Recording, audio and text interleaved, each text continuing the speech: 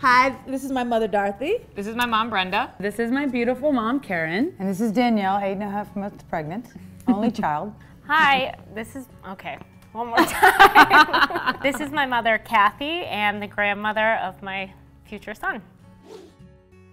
Did you feel self-conscious when you were pregnant? Why or why not? Yes, I was enormous. I was not a pretty pregnant woman. I've seen the pictures of you with the one red dress with the, just looks like a big sheet. That was a shirt. It wasn't just my stomach that blew up. So I could not wear shoes because my feet got so fat. And you know what ugly feet I have. I felt beautiful. I don't know how anybody else felt. I cannot believe that you embrace pregnancy like you do.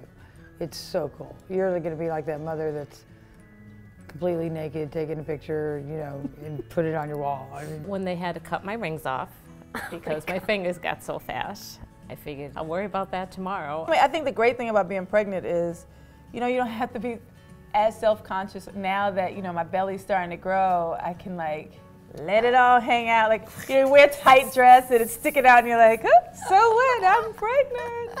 You know? What's the best thing I can do to help you? You know, my husband travels a lot. I might need a couple of long visits. I think just continue to be supportive. Being there for you and helping with the baby is just joy. Okay, so I want you to stay more than 2 weeks. Oh.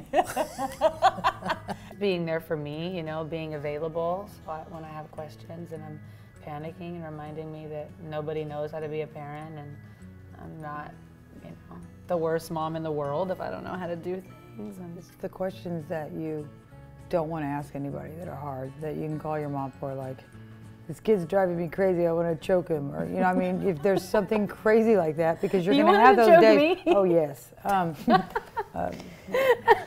What food have you been craving? Well, anything and everything. Pickles and ice cream. Grapes. Onion dip. I've been liking Twix. It's not food, but Snapple. The ribs. The ribs. And he'd bring them in the middle of the night. That's the only thing that I ate at night. You ate ice cream and pickles and you were If pregnant? someone said that that's what you're supposed to crave, I probably did. How do you think I will be different than you as a mother? Oh, everything. I think there's so much more involvement with Mike. I mean, Mike, I think, is going to be more involved, and I think you as a couple will be more jointly parenting.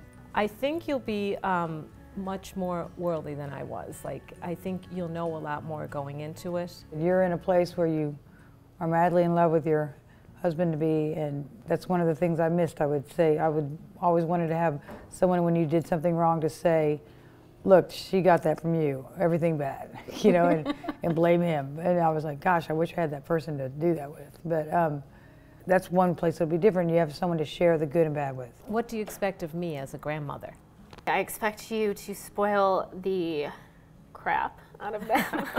Well, that's a given. And just to love him, to love like you love Ruby and how you'll love all of your grandchildren. I would like is to, you know, have my child be able to spend quality time with you. And I expect you to want to spend that quality time with them. I feel like if I have too many expectations, I'm going to end up, you know, being resentful. We've learned that.